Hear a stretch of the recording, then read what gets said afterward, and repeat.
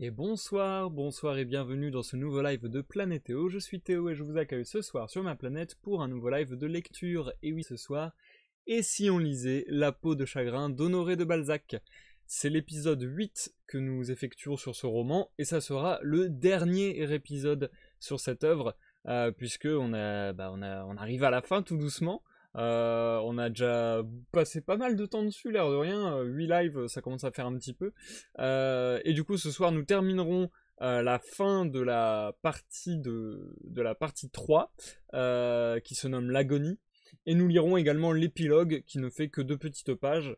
Mais vous l'aurez compris, c'est donc bien le dernier live sur la peau de chagrin. On termine ce soir. Si vous nous regardez en rediffusion sur YouTube, sachez que des timecodes sont disponibles dans la description de la vidéo pour vous permettre de passer directement à la lecture et de passer cette introduction, ainsi que les pauses que j'effectuerai dans ma lecture. Voili voilou. On continue comme d'habitude, hein, on perd pas le rythme. Comme d'habitude, je commence par une petite intro de 10-15 minutes où je vais un petit peu bavarder avec vous. J'ai pas forcément grand chose à vous dire, de nouveau, disons. Mais je vais quand même me répéter parce que ce sont des informations importantes pour ceux qui suivent les lives assidûment ou les rediffusions assidûment.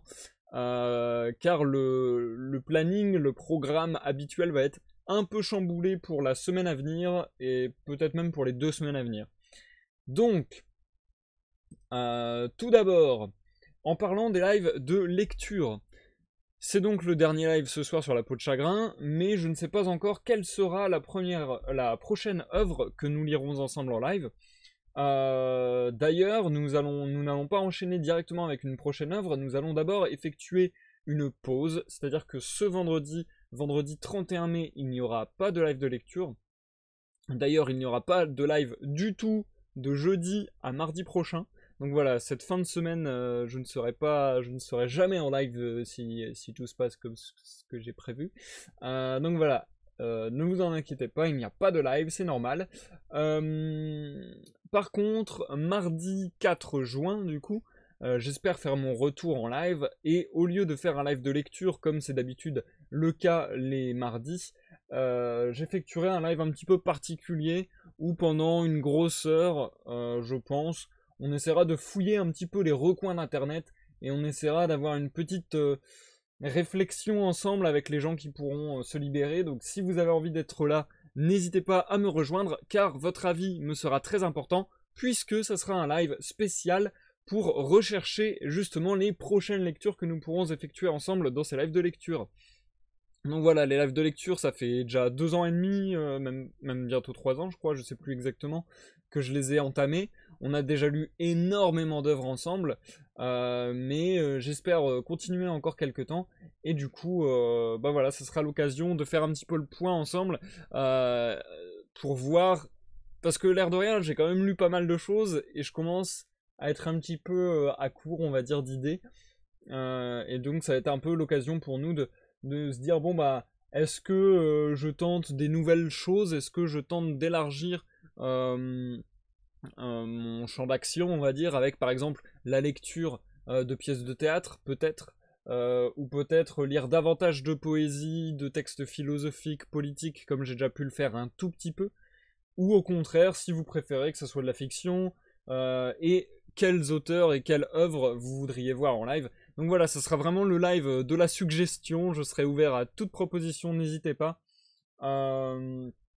Et on tablera, on essaiera de faire en gros une espèce d'énorme liste, je pense que je ferai ça sur un bloc-notes, enfin je sais pas encore dans la forme comment ça se présentera exactement, mais bon, je pense que je ferai un énorme bloc-notes où je noterai une liste de toutes les œuvres et tous les auteurs qui nous intéressent pour les lives à venir, et je mettrai peut-être des petites notes ou des petites notations à côté en mode par exemple pour noter à quel point j'ai envie de le regarder, enfin de le lire pardon, à quel point j'ai envie de le lire, donc ça, en disant par exemple une note sur 5 et puis 1 j'ai pas du tout envie de le lire, 5 j'ai très très envie de le lire, et puis peut-être à côté une notation en mode ah bah ce livre là ça serait bien de le lire pour telle raison, ou ah bah ce livre là c'est un tel qui me l'a suggéré, ça faut que je m'y intéresse, enfin voilà, ce genre de choses.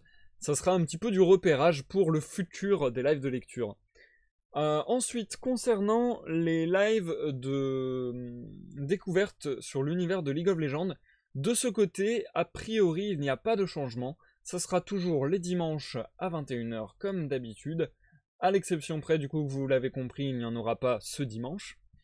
Et aussi, je me tâte, je dois l'avouer, à peut-être multiplier ces lives, peut-être ne pas les faire que le dimanche.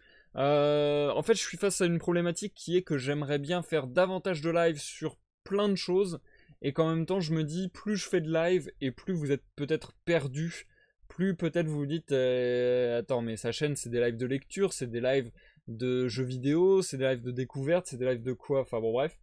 Mais c'est vrai que moi, j'ai bien cette envie de multiplier les concepts, et de faire plein de lives très diversifiés. Donc, et pourtant, bien qu'il soit diversifié, il garde quand même une base cohérente, je trouve, puisque dans la majeure partie des cas, il s'agit de raconter une histoire, de s'intéresser à une histoire. Donc, je sais pas ce que vous en dites, mais c'est vrai que moi j'aurais bien un petit peu accéléré la cadence sur les lives de lecture réservés à la découverte de l'univers de League of Legends. En faisant peut-être 2 par semaine, je sais pas trop. À vous de me dire si c'est quelque chose qui vous tente ou pas du tout. En tout cas, l'idée est lancée. Ensuite, sur les autres lives que je peux proposer, il y a les lives d'illustration. Ça continuera de la même manière qu'aujourd'hui, c'est-à-dire de manière très spontanée, ponctuellement, quand j'en ai envie, je me balance en live d'illustration. D'ailleurs, sachez que mes lives de lecture et mes lives de découverte, je les fais mardi, vendredi, dimanche à 21 h. Sinon, tous les autres lives, à peu près, qui sont des lives un peu plus, ben voilà, comme je le disais, un peu plus spontanés, que je fais un petit peu comme ça sous le coup de l'envie, en général, ont plutôt lieu sur un créneau de 13 h-16 h. Donc voilà, comme ça vous connaissez un petit peu les heures où j'apprécie de streamer. Donc voilà pour les lives d'illustration, ça continuera de la même manière, selon mes envies, selon mes besoins. Ça m'aide aussi à me motiver à mieux, enfin pas à mieux dessiner, mais à plus dessiner, de le faire en live. C'est vrai que c'est des lives très très chill où je parle pas forcément, mais moi perso ça me déplaît pas, donc voilà. Ça viendra encore dans le futur, puisque j'ai encore besoin de beaucoup d'illustrations pour mon jeu de société sur l'eau. Et sinon, les derniers types de live que je vous propose jusqu'à présent, ce sont les lives de gaming. Je pensais terminer The Witness hier, mais je n'y suis pas parvenu. Parce qu'en fait, il y a une énorme zone qui se débloquait à la toute fin du live et j'étais frustré. J'étais là, non mais sérieux. Enfin bref. Donc du coup, contrairement à ce que j'avais dit, il y aura encore un live sur The Witness, encore au moins un. J'espère ne pas en faire encore davantage. J'aimerais bien qu'on s'arrête là pour être franc. Parce que bien que le jeu soit très cool et qu'il me plaise bien, j'ai l'impression d'avoir passé déjà beaucoup de temps dessus. Et je commence à pas me lasser, mais disons que j'aimerais bien, j'ai plus l'envie. En fait voilà, c'est plutôt ça, il faut quantifier l'envie. Et disons que ça me plaît toujours, c'est cool, mais j'ai plus envie de découvrir de nouvelles choses que de rester sur la même chose. Si vous arrivez à peu près à suivre mon rapport logique que je suis en train de dresser. Enfin bref. Donc voilà, là j'ai plus envie de me lancer dans un nouveau jeu et de découvrir de nouvelles choses que de continuer The Witness. Mais c'est vrai que cette dernière zone, je pouvais pas ne pas la faire en live. Elle a l'air assez grande, assez sympathique, avec des mécaniques dans tous les sens. Donc j'ai vraiment envie de voir ce que ça va donner. Surtout qu'a priori, c'est la fin what the fuck qui fucked up tout le monde. Donc j'ai envie grave de la voir. Donc voilà, ça sera demain, vraisemblablement de 13 h à 16 h. Je pense d'ailleurs que je vais faire un peu plus gros des fois que j'ai pas le temps de finir, comme je disais. Donc je prévois peut-être même un midi 30, 16h30, quelque chose comme ça, un bon gros live de fin peut-être. Vous verrez cela demain, je préviens sur les réseaux sociaux de toute manière. Et enfin, qu'est-ce que je voulais dire? Oui, enfin sur ces lives de gaming, ces fameux lives de gaming, qu'allons-nous faire après The Witness? Alors après The Witness, j'avais prévu à la base de faire d'autres jeux gratuits proposés par l'Epic Game Store, mais j'ai eu l'heureuse surprise de me voir offrir un jeu que j'apprécie particulièrement, un jeu que j'ai déjà terminé sur Xbox il y a des années de cela, et que j'avais très très envie de refaire. On me l'a offert sur PC, donc j'ai normalement les moyens de le stream. Il faut encore que je vérifie que ça tourne, etc. Mais je pense que ça devrait aller. Donc sachez que très bientôt, je devrais vous stream ce qui est, je dis mon jeu préféré. En vrai, je vais dire l'un de mes jeux préférés. J'ai du mal à vraiment désigner un préféré. Il y en a tellement que j'aime beaucoup. Mais vraiment, c'est dans mon top, on va dire. L'un de mes jeux préférés, à savoir Alice Retour au Pays de la Folie. Et ça, j'ai vraiment hâte de commencer ces lives de gaming dessus.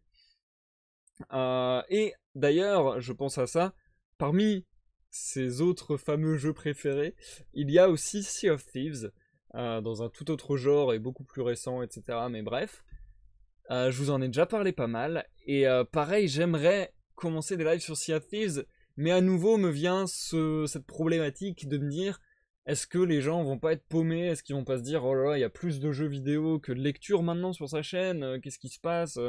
Bref. Donc j'avoue que je sais pas trop sur quel pied danser, même si je pense que, encore une fois, je prends un peu le même biais, entre guillemets, dans tout ce que j'entreprends sur ma chaîne, et que ça a une cohérence, c'est-à-dire qu'à chaque fois, ce qui m'intéresse, surtout, c'est de trouver l'histoire, de m'intéresser au background, etc. Par exemple, pour Alice Retour au Pays de la Folie, j'aimerais vraiment bien approfondir un maximum les secrets et peut-être trouver du contenu bonus. Pour Sea of Thieves, pareil, je prévois de faire les fables, donc cette campagne qui a été ajoutée récemment, et de rechercher tous les manuscrits cachés qui justement nous en apprennent davantage sur l'histoire. Donc c'est malgré tout à chaque fois une envie d'aller découvrir l'histoire, d'aller découvrir le lore du jeu, le background du jeu. Même si on pourrait se dire que c'est totalement différent de mes lives de lecture, je trouve que ça a du sens et que ça va ensemble. Donc voilà, je suis un peu torturé par toutes ces questions. N'hésitez pas à me donner votre avis en commentaire sur YouTube par exemple, ça me ferait plaisir de savoir ce que vous en pensez. Et je pense que je vais pas faire plus long, je pense qu'on va commencer sans plus attendre la lecture de ce soir. On a encore pas mal de pages à lire ensemble. J'ai assez hâte de voir ça, je vous souhaite de passer une bonne soirée ou un agréable moment si vous nous regardez en rediffusion. Santé à tous les amis. Détendez-vous, installez-vous. Et puis bon courage si vous êtes en train de faire une tâche pénible en même temps que vous êtes en train de m'écouter. La dernière fois, nous avons observé Raphaël vivre d'étranges péripéties, puisqu'il allait voir tout un tas de spécialistes divers et variés, spécialistes de la mécanique, spécialistes de la physique, de la chimie, enfin bon bref, tous les spécialistes qu'il pouvait pour espérer réduire le processus de rétrécissement de la peau de chagrin, sans succès malheureusement. Et on a également eu la confrontation avec les médecins qui de diverses doctrines lui ont tous malgré tout annoncé qu'il était a priori bien angoissé, bien malade, et du coup ils l'ont envoyé faire un séjour dans des bains thermales grosso modo. Et c'était ici que nous nous étions arrêtés. Je m'étais arrêté en pleine tirade malheureusement parce qu'il n'y avait pas trop l'occasion de faire une pause correcte. Là j'ai déjà repéré où est-ce que j'allais faire ma pause ce soir. C'est bon, normalement ça devrait être logique au maximum. Et du coup, comme lors des lives précédents, c'est un peu particulier sur cette œuvre vu qu'il n'y a pas de chapitre. Comme pour les lives précédents, je vais reprendre un petit paragraphe en amont pour que vous puissiez rattacher facilement les trains du wagon et facilement vous remettre dans l'histoire, vous remettre dans le bain. Voilà, je pense avoir dit tout ce que j'avais à dire dans cette introduction cette fois-ci. On est parti pour de bon. Je vous reviens d'ici 30 minutes, je pense, pour une pause. Et en attendant, je vous souhaite à tous une bonne écoute. Bonne écoute à ceux qui nous regardent, que ce soit sur Twitch ou sur YouTube. Et à tout à l'heure. L'agonie. Suite. Fidèle à cette charte de l'égoïsme, le monde prodigue ses rigueurs aux misères assez hardies pour venir affronter ses fêtes, pour chagriner ses plaisirs. Quiconque souffre de corps ou d'âme, manque d'argent ou de pouvoir, est un paria. Qu'il reste dans son désert. S'il en franchit les limites, il trouve partout l'hiver. Froideur de regard, froideur de manière, de parole, de cœur. Heureux s'il ne récolte pas l'insulte, là où pour lui devait éclore une consolation. Mourants, restez sur vos lits désertés. Vieillards, soyez seuls à vos froids foyers. Pauvres filles sans dot, gelées et brûlées dans vos greniers solitaires. Si le monde tolère un malheur, n'est-ce pas pour le façonner à son usage, en tirer profit, le battre, lui mettre un mort, une housse, le monter, en faire une joie? Quinteuses demoiselles de compagnie, composez-vous de gais visages. Endurez les vapeurs de votre prétendue bienfaitrice, portez ses chiens, rivale de ces griffons anglais, amusez-la, devinez-la, puis taisez-vous. Et toi, roi des vallées sans livrer, parasite effronté, laisse ton caractère à la maison. Digère comme digère ton amphitryon, pleure de ses pleurs, rit de son rire, tiens ses épigrammes pour agréables. Si tu veux en médire, attends sa chute. Ainsi le monde honore-t-il le malheur? Il le tue ou le chasse, l'avilit ou le châtre. Ces réflexions sourdirent au cœur de Raphaël avec la promptitude d'une inspiration poétique. Il regarda autour de lui et sentit ce froid sinistre que la société distille pour éloigner les misères, et qui saisit l'âme encore plus vivement que la bise de décembre ne glace le corps. Il se croisa les bras sur la poitrine, s'appuya le dos à la muraille, et tomba dans une mélancolie profonde. Il songeait au peu de bonheur que cette épouvantable police procure au monde. Qu'était-ce? Des amusements sans plaisir? De la gaieté sans joie, des fêtes sans jouissance? Du délire sans volupté?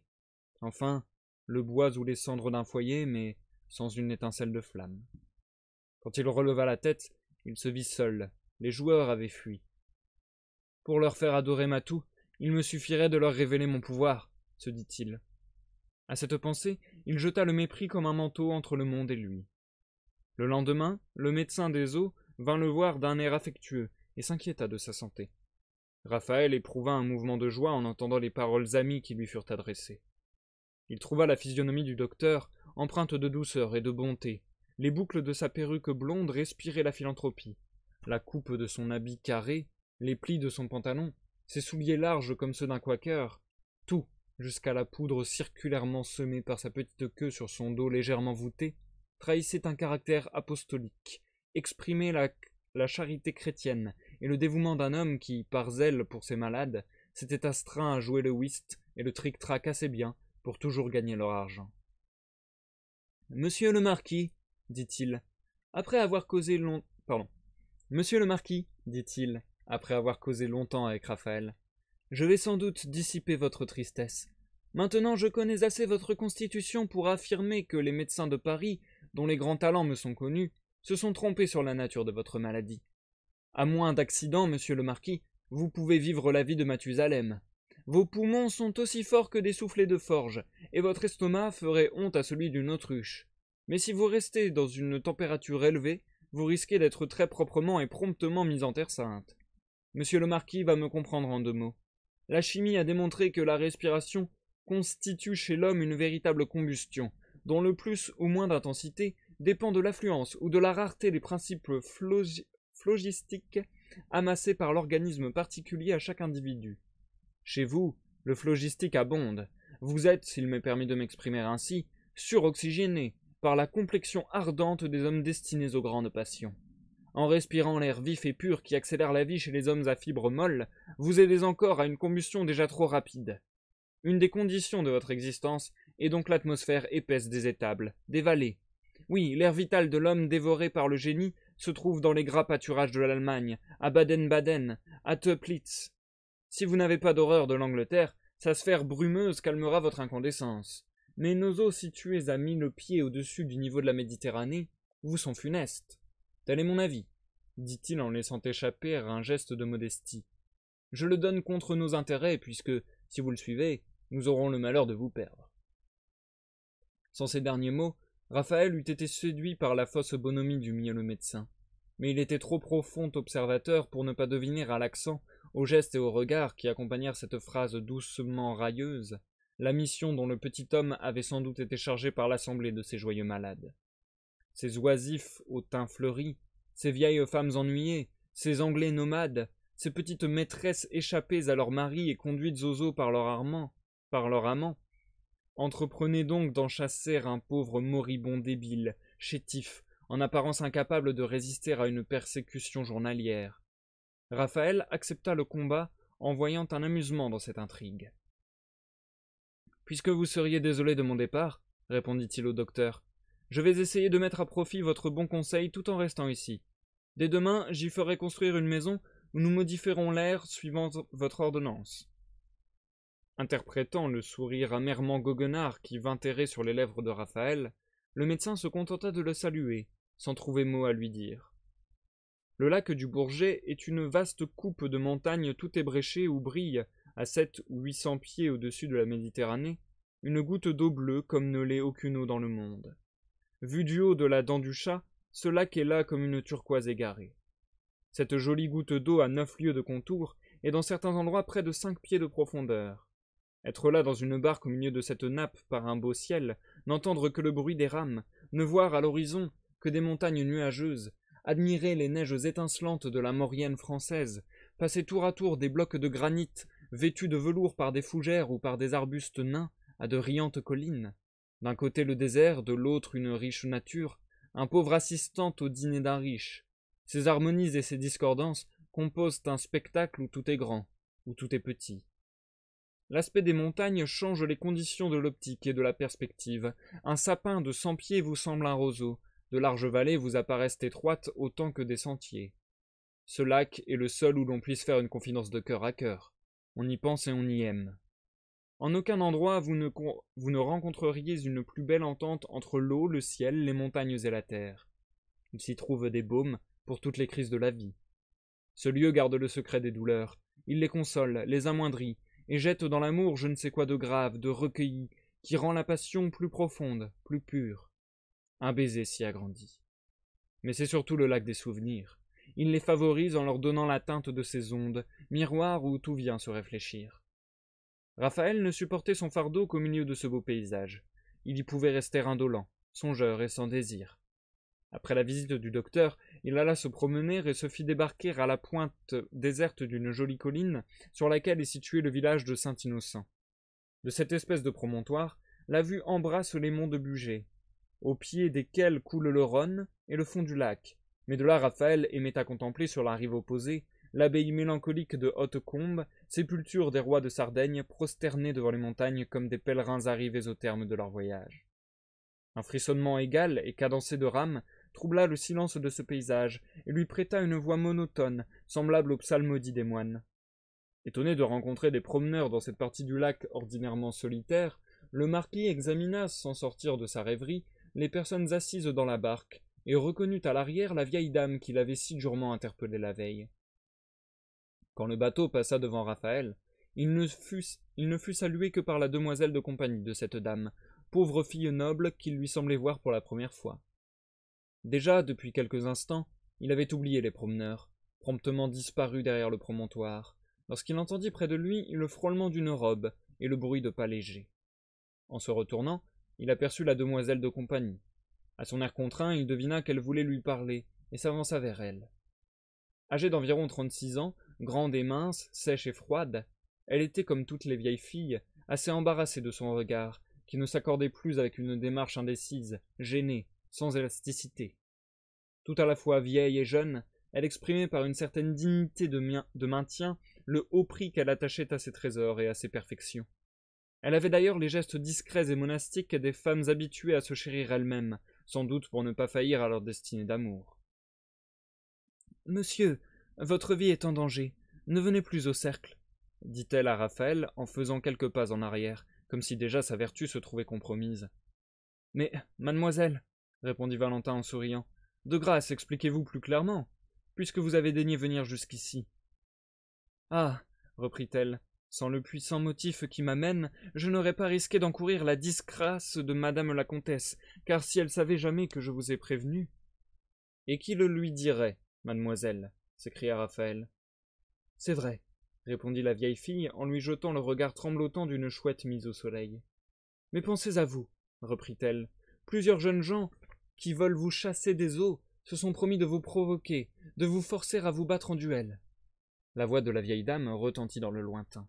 « Mademoiselle, dit le marquis, ma reconnaissance. » Sa protectrice s'était déjà sauvée en entendant la voix de sa maîtresse qui, de rechef, glapissait dans les rochers.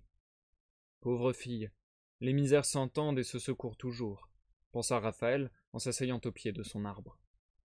La clé de toutes les sciences est sans contredit le point d'interrogation. Nous devons la plupart des grandes découvertes au comment, et la sagesse dans la vie consiste peut-être à se demander à tout propos pourquoi. Mais aussi, cette factice prescience détruit-elle nos illusions. Ainsi, Valentin, ayant pris sans préméditation de philosophie la bonne action de la vieille fille pour texte de ses pensées vagabondes, la trouva pleine de fiel. « Que je sois aimé d'une demoiselle de compagnie, se dit-il, il n'y a rien là d'extraordinaire. J'ai 27 ans, un titre et 200 000 livres de rente. Mais que sa maîtresse, qui dispute aux chattes la palme de l'hydrophobie, les mener en bateau près de moi, n'est-ce pas une chose étrange et merveilleuse? Ces deux femmes venues en Savoie pour y dormir comme des marmottes, et qui demandent à midi s'il est jour, se seraient levées avant 8 heures, aujourd'hui, pour faire du hasard en se mettant à ma poursuite. » Bientôt, cette vieille fille et son ingénuité quadragénaire fut à ses yeux une nouvelle transformation de son monde artificieux et taquin, une ruse mesquine, un complot maladroit, une pointillerie de prêtre ou de femme. Le duel était-il une fable, ou voulait-on seulement lui faire peur? Insolentes et tracassières comme des mouches, ces âmes étroites avaient réussi à piquer sa vanité, à réveiller son orgueil, à exciter sa curiosité. Ne voulant ni devenir leur dupe, ni passer pour un lâche, et amusé peut-être par ce petit drame, il vint au cercle le soir même. Il se tint debout, accoudé sur le marbre de la cheminée, et resta tranquille au milieu du salon principal, en s'étudiant à ne donner aucune prise sur lui. Mais il examinait les visages, et défiait en quelque sorte l'assemblée par sa circonspection. Comme un dogue sûr de sa force, il attendait le combat chez lui, sans aboyer inutilement. Vers la fin de la soirée, il se promena dans le salon de jeu, en allant de la porte d'entrée à celle du billard, où il jetait de temps à autre un coup d'œil aux jeunes gens qui y faisaient une partie. Après quelques tours, il s'entendit nommer par eux. Quoiqu'ils parlassent à voix basse, Raphaël devina facilement qu'il était devenu l'objet d'un débat, et finit par saisir quelques phrases dites à haute voix. « Toi? Oui, moi, je t'en défie. Parions. Oh, il ira. » Au moment où Valentin, curieux de connaître le sujet du pari, s'arrêta pour écouter attentivement la conversation, un jeune homme grand et fort, de bonne mine, mais ayant le regard fixe et impertinent des gens appuyés sur quelque pouvoir matériel, sortit du billard. « Monsieur, dit-il d'un ton calme, en s'adressant à Raphaël, je me suis chargé de vous apprendre une chose que vous semblez ignorer. Votre figure et votre personne déplaisent ici à tout le monde, et à moi en particulier. Vous êtes trop poli pour ne pas vous sacrifier au bien général, et je vous prie de ne plus vous présenter au cercle. Monsieur, cette plaisanterie, déjà faite sous l'Empire dans plusieurs garnisons, est devenue aujourd'hui de fort mauvais ton, répondit froidement Raphaël. Je ne plaisante pas, reprit le jeune homme. Je vous le répète, votre santé souffrirait beaucoup de votre séjour ici. La chaleur, les lumières, l'air du salon, la compagnie nuisent à votre maladie. Où avez-vous étudié la médecine? Demanda Raphaël. Monsieur, j'ai été reçu bachelier au tir de Lepage à Paris et docteur chez Cérisier, le roi du Fleuret. Il vous reste un dernier grade à prendre, répliqua Valentin. Étudiez le code de la politesse. Vous serez un parfait gentilhomme. En ce moment, les jeunes gens, souriants ou silencieux, sortirent du billard. Les autres joueurs, devenus attentifs, quittèrent leurs cartes pour écouter une querelle qui réjouissait leur passion. Seul au milieu de ce monde ennemi, Raphaël tâcha de conserver son sang-froid et de ne pas se donner le moindre tort, mais son antagoniste, s'étant permis un sarcasme où l'outrage s'enveloppait dans une forme éminemment incisive et spirituelle, il lui répondit gravement. « Monsieur, il n'est plus permis aujourd'hui de donner un soufflet à un homme, mais je ne sais de quel mot flétrir une conduite aussi lâche que la vôtre. »« Assez, assez. Vous vous expliquerez demain, » dirent plusieurs jeunes gens qui se jetèrent entre les deux champions. Raphaël sortit du salon, passant pour l'offenseur, ayant accepté un rendez-vous près du château de Bordeaux dans une petite prairie en pente, non loin d'une route nouvellement percée par où le vainqueur pouvait gagner Lyon. Raphaël devait nécessairement ou garder le lit, ou quitter les eaux d'Aix. La société triomphait. Le lendemain, sur les 8 heures du matin, l'adversaire de Raphaël, suivi de 2 témoins et d'un chirurgien, arriva le premier sur le terrain. « Nous serons très bien ici, et il fait un temps superbe pour se battre, s'écria-t-il gaiement en regardant la voûte bleue du ciel. les eaux du lac et les rochers sans la moindre arrière-pensée de doute ni de deuil. Pardon, je reprends. Nous serons très bien ici, et il fait un temps superbe pour se battre, s'écria-t-il gaiement en regardant la voûte bleue du ciel, les eaux du lac et les rochers, sans la moindre arrière-pensée de doute ni de deuil. Si je le touche à l'épaule, dit-il en continuant, le mettrai-je bien au lit pour un mois, hein, docteur? Au moins, répondit le chirurgien. Mais laissez ce petit sol tranquille, autrement vous vous fatigueriez la main, et ne seriez plus maître de votre coup. Vous pourriez tuer votre homme au lieu de le blesser. Le bruit d'une voiture se fit entendre.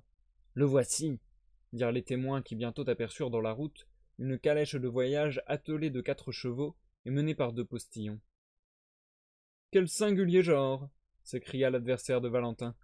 Il vient se faire tuer en poste. À un duel comme au jeu, les plus légers incidents influent sur l'imagination des acteurs fortement intéressés au succès d'un coup. Aussi, le jeune homme attendit-il avec une sorte d'inquiétude l'arrivée de cette voiture qui resta sur la route. Le vieux Jonatas en descendit lourdement le premier, pour aider Raphaël à sortir.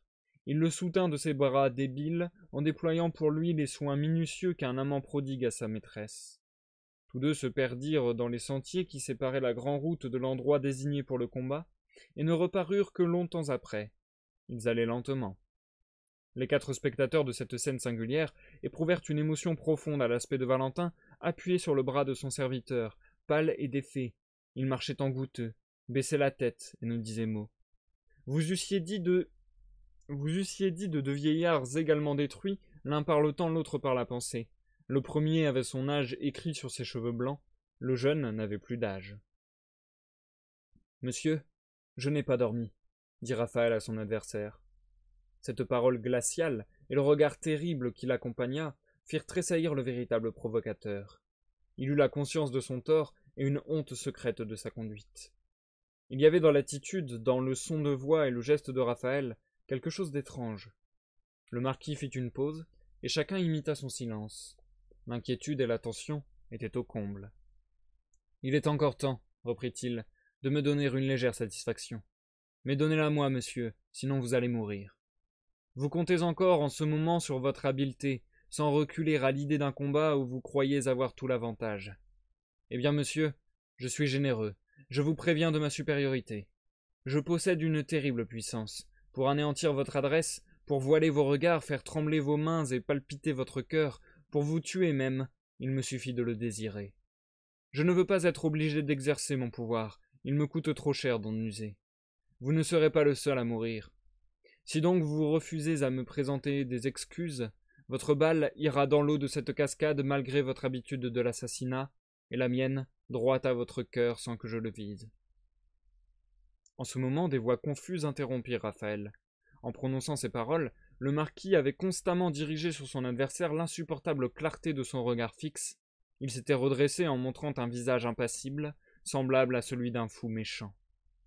« Fais-le taire !» avait dit le jeune homme à son témoin. « Sa voix me tord les entrailles. »« Monsieur, cessez! Vos discours sont inutiles !» crièrent à Raphaël le chirurgien et les témoins. « Messieurs, je remplis un devoir. Ce jeune homme a-t-il des dispositions à prendre ? Assez, assez. » Le marquis resta debout, immobile, sans perdre un instant de vue son adversaire qui, dominé par une puissance presque magique, était comme un oiseau devant un serpent. Contraint de subir ce regard homicide, il le fuyait.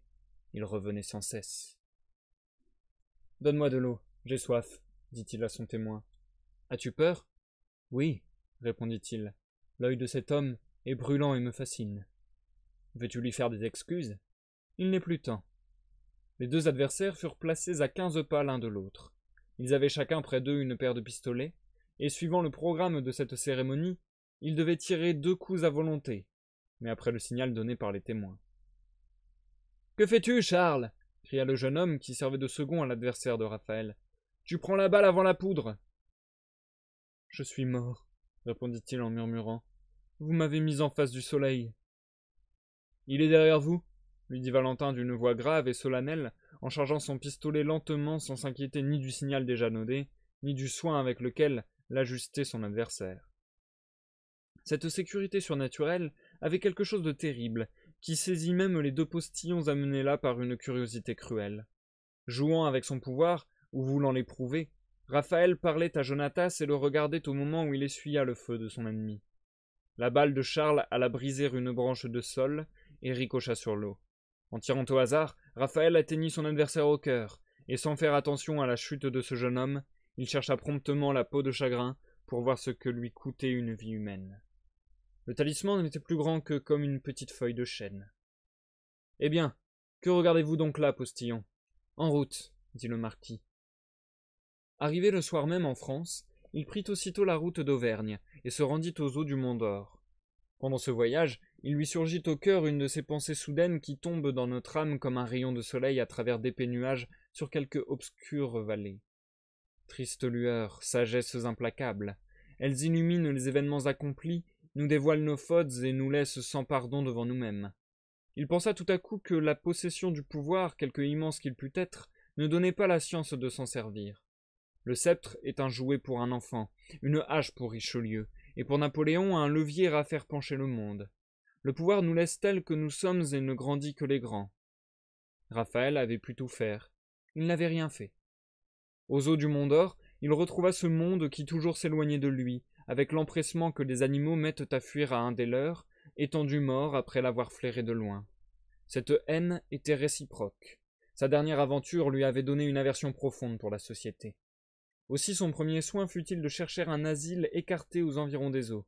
Il sentait instinctivement le besoin de se rapprocher de la nature, des émotions vraies, et de cette vie végétative à laquelle nous nous laissons si complaisamment aller au milieu des champs.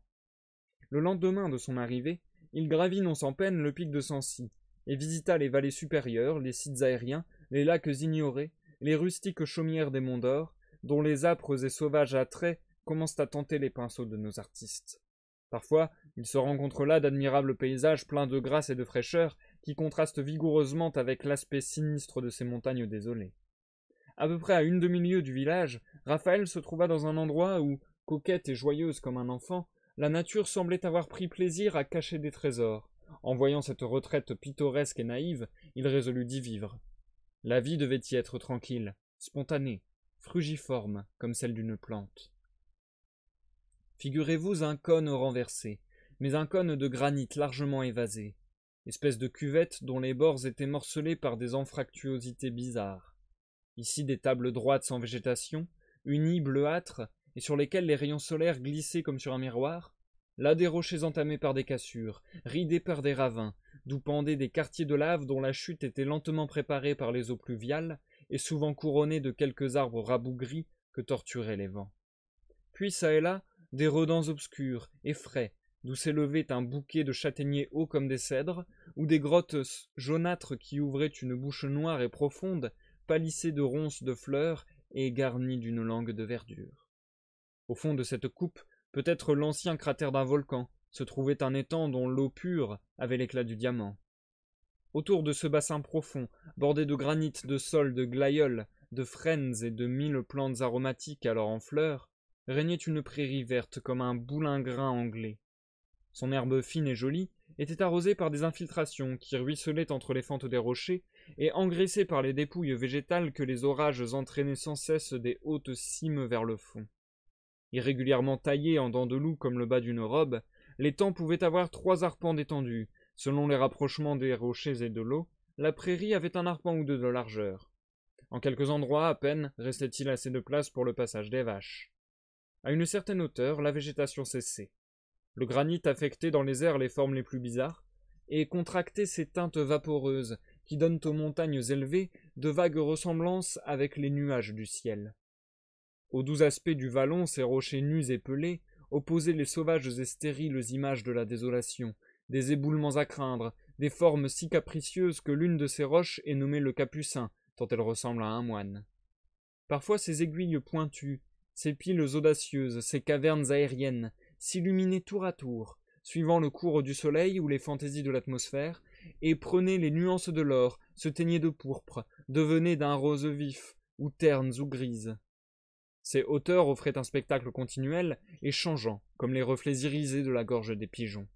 Souvent, entre 2 lames de lave que vous eussiez dit séparées par un coup de hache, un beau rayon de lumière pénétrait à l'aube ou au coucher du soleil, jusqu'au fond de cette riante corbeille, où il se jouait dans les eaux du bassin, semblable à la raie d'or qui perce la fente d'un volet et traverse une jambe espagnole, soigneusement close pour la sieste.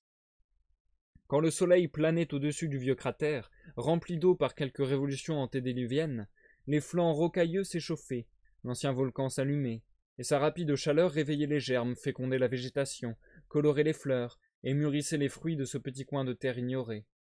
Lorsque Raphaël y parvint, il aperçut quelques vaches paissées dans la prairie. Après avoir fait quelques pas vers l'étang, il vit, à l'endroit où le terrain avait le plus de largeur, une modeste maison bâtie en granit et couverte en bois. Le toit de cette espèce de chaumière, en harmonie avec le site, était orné de mousses, de lierres et de fleurs qui trahissaient une haute antiquité. Une fumée grêle, dont les oiseaux ne s'effrayaient plus, s'échappait de la cheminée en ruine. À la porte, un grand banc était placé entre deux chèvrefeuilles énormes, rouges de fleurs et qui embaumaient. À peine voyait-on les murs sous les pampres de la vigne et sous les guirlandes de roses et de jasmin qui croissaient à l'aventure et sans gêne. Insouciants de cette parure champêtre, les habitants n'en avaient nul soin, et laissaient à la nature sa grâce vierge et lutine. Des langes accrochés à un groseillier séchaient au soleil. Il y avait un chat accroupi sur une machine à tailler le chanvre, et dessous, un chaudron jaune, récemment récuré, gisait au milieu de quelques pelures de pommes de terre. De l'autre côté de la maison, Raphaël aperçut une clôture d'épines sèches, destinée sans doute à empêcher les poules de dévaster les fruits et le potager. Le monde paraissait finir là. Cette habitation ressemblait à ces nids d'oiseaux ingénieusement fixés au creux d'un rocher, pleins d'art et de négligence tout ensemble. C'était une nature naïve et bonne, une rusticité vraie mais poétique, parce qu'elle florissait à mille lieues de nos poésies peignées, n'avait d'analogie avec aucune idée, ne procédait que d'elle-même, vrai triomphe du hasard.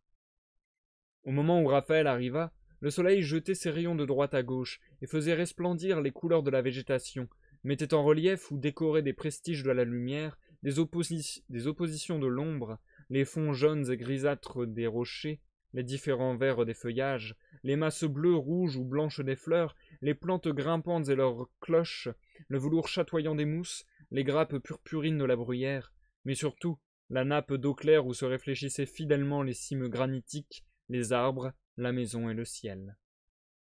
Dans ce tableau délicieux, tout avait son lustre, depuis le mica brillant jusqu'à la touffe d'herbe blonde cachée dans un doux clair obscur.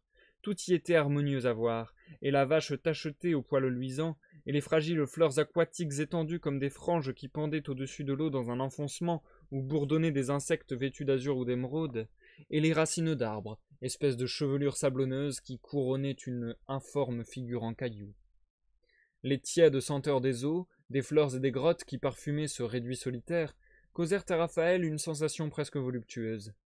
Le silence majestueux qui régnait dans ce bocage, oublié peut-être sur les rôles du percepteur, fut interrompu tout à coup par les aboiements de deux chiens. Les vaches tournèrent la tête vers l'entrée du vallon, montrèrent à Raphaël leurs mufles humides, et se mirent à brouter après l'avoir stupidement contemplé. Suspendus dans les rochers comme par magie, une chèvre et son chavreau cabriolèrent et vinrent se poser sur une table de granit près de Raphaël, en paraissant l'interroger. Les jappements des chiens attirèrent au dehors un gros enfant qui resta béant, puis un vieillard aux cheveux blancs et de moyenne taille. Ces deux êtres étaient en rapport avec le paysage, avec l'air, les fleurs, la maison. La santé débordait dans cette nature plantureuse, la vieillesse et l'enfance y étaient belles.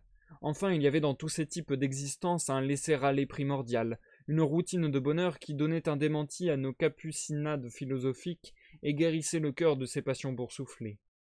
Le vieillard appartenait aux modèles affectionnés par les mâles pinceaux de Schnetz. C'était un visage brun dont les rides nombreuses paraissaient rudes au toucher, un nez droit, des pommettes saillantes et veinées de rouge comme une vieille feuille de vigne, des contours anguleux, tous les caractères de la force, même là où la force avait disparu. Ses mains calleuses, quoiqu'elles ne travaillassent plus, conservaient un poil blanc et rare. Son attitude d'homme vraiment libre faisait pressentir qu'en Italie, il serait peut-être devenu brigand par amour pour sa précieuse liberté. L'enfant, véritable montagnard, avait des yeux noirs qui pouvaient envisager le soleil sans cligner, un teint de bistre, des cheveux bruns en désordre. Il était leste et décidé, naturel dans ses mouvements comme un oiseau. Mal vêtu, il laissait voir une peau blanche et fraîche à travers les déchirures de ses habits. Tous deux restèrent debout en silence, l'un près de l'autre, mus par le même sentiment, offrant sur leur physionomie la preuve d'une identité parfaite dans leur vie également oisive. Le vieillard avait épousé les jeux de l'enfant, et l'enfant l'humeur du vieillard, par une espèce de pacte entre deux faiblesses, entre une force près de finir et une force près de se déployer.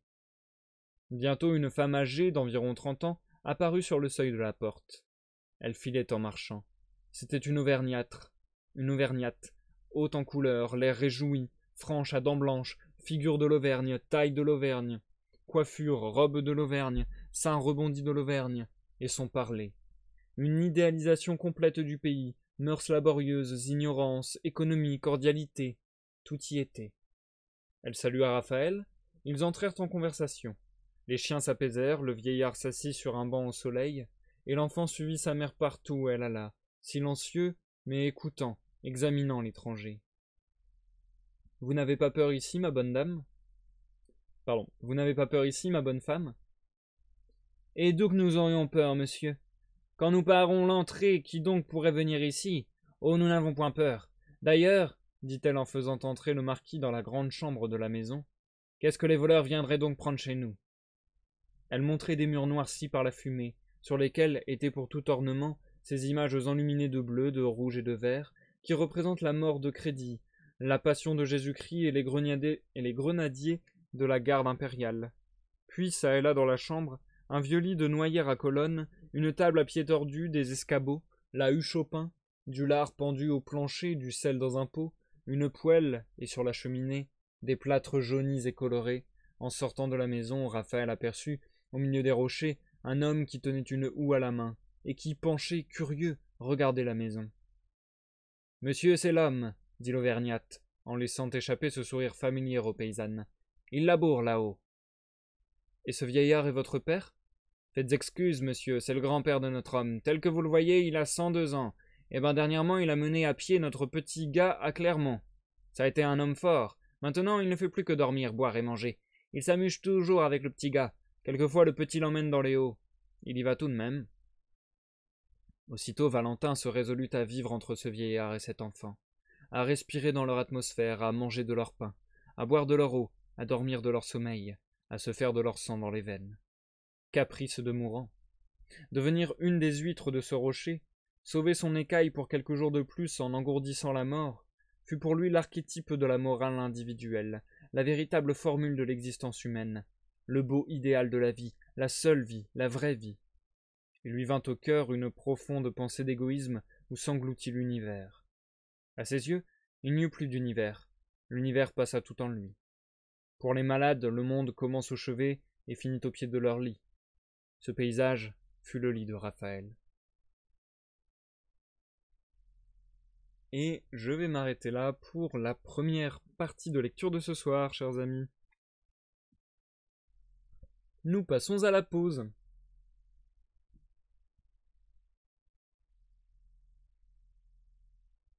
J'espère que ce qu'on vient de lire vous aura plu. Personnellement, je trouve ça très cool. En fait, j'aime beaucoup la manière dont... Pourtant, Balzac, c'est un auteur classique, j'ai envie de dire. En tout cas, il est classé comme un grand classique. Donc voilà, on pourrait se dire que sa manière d'écrire est peut-être un peu scolaire. Enfin, je sais pas bien expliquer, mais académique plutôt. Je trouve que c'est assez étrange finalement la structure de son récit. Les péripéties s'enchaînent de manière très étrange et avec des timings très différents. Des fois, il y a des péripéties qui passent en 2 pages, d'autres qui durent pendant des pages entières. Et je trouve que c'est cool parce que en fait, je trouve que, comment dire, du coup, ça fait pas remplissage. Enfin, je trouve personnellement que ça fait pas remplissage, que ça fait pas l'auteur qui doit se plier à la forme, mais que ça fait la forme qui doit se plier au fond, entre guillemets. Donc je trouve ça cool, personnellement. Et du coup là, les petits épisodes de vie de Raphaël qu'on vient de vivre ce soir, je les trouve très intéressants parce qu'encore une fois, ils sont très différents de ce qu'on a déjà pu voir depuis le début. Et c'est vrai que c'est très compliqué dans cette œuvre de voir une structure, de comprendre, bon bah on va d'un point A à un point B, on va passer par tel événement et ça va déclencher telle chose. c'est vrai que c'est un peu chaotique, on passe de... Bah ouais, c'est des événements très disparates qui passent les uns après les autres. Euh, Son espèce d'engueulade aux eaux thermales, et du coup, encore une fois, son discours sur la manière, enfin aussi le discours du narrateur, sur la manière dont la société et les gens en général mettent le malheur loin d'eux, entre guillemets, comme pour ne pas le voir. Je trouve que c'est poignant de justesse et je trouve que c'est des mots très durs mais très réalistes. Oula, je viens de faire un truc, c'est pas bien du tout. Ok, c'est bon. Je pense que ça doit être bon. J'avais lancé Sea of Thieves, ça aurait bien fait bugger le live, je crois. Donc voilà, je trouve ça vraiment cool. Ensuite, l'épisode de la retraite entre guillemets à la nature, j'avoue que je m'y attendais pas, mais je trouve ça très bien. Enfin oui non d'ailleurs, avant ça il y avait l'épisode pardon, l'épisode du coup du duel et du coup bah c'est ultra triste parce que bon à l'époque ça devait être beaucoup plus fréquent, enfin c'était beaucoup plus fréquent entre guillemets et voilà c'est une tradition bizarre mais qui existait le duel pour bah, et puis le risque de mourir du coup d'un duel, mais c'est vrai que c'est étonnant du coup de voir que le personnage principal Raphaël tue quelqu'un en duel juste en faisant son vœu. Et d'ailleurs il y a une petite phrase à un moment, je sais pas si vous l'avez tilté, mais c'est ça que j'aime bien aussi avec Balzac, je trouve que souvent il y a juste quelques petites phrases qui relèvent tout le propos de ce qu'il vient de décrire ou quoi que ce soit.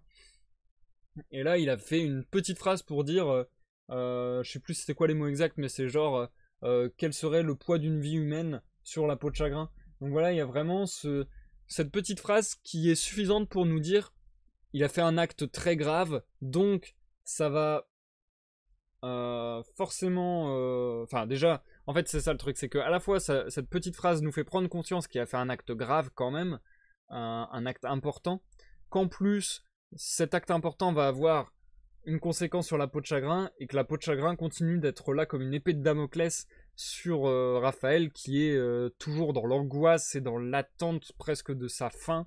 Là il semble petit à petit s'être résigné justement après les essais infructueux auprès de plein de spécialistes pour rallonger son temps de vie en étendant la peau de chagrin. Bah là, il semble un petit peu résigné, il semble être un petit peu à court d'idées et à court de volonté, entre guillemets. En plus, bah voilà, il a commencé à détester la société encore plus en étant au bain. Et ouais, du coup, là, il y a sa distanciation vachement, et je trouve ça marrant, du coup, que sa solution, ça soit de s'exiler en nature, et je trouve qu'il y a de très jolies pages. Alors là, pour le coup, c'est vrai que les détracteurs de Balzac qui disent qu'il fait des longues descriptions, c'est vrai que là, il y a eu une très longue... Ouais, c'est vrai que là, il y a eu une très longue description de la nature, mais en même temps, je trouve que ça va bien avec le fond du texte. C'est vraiment la retraite bah, d'un mourant, comme on le dit plusieurs fois, la retraite d'un mourant qui préfère retourner au calme de la nature, à la vraie vie, et s'isoler bah, justement dans des paysages qui prennent plus le temps. Donc c'est pour ça que je trouve que ça a du sens que la forme se prenne un peu plus son temps aussi sur ces passages. Mince, j'avais encore quelque chose en tête, quelque chose qui m'avait marqué dans la lecture. Il y a un moment qui m'avait particulièrement plu, une réflexion philosophique à moitié encore une fois. Je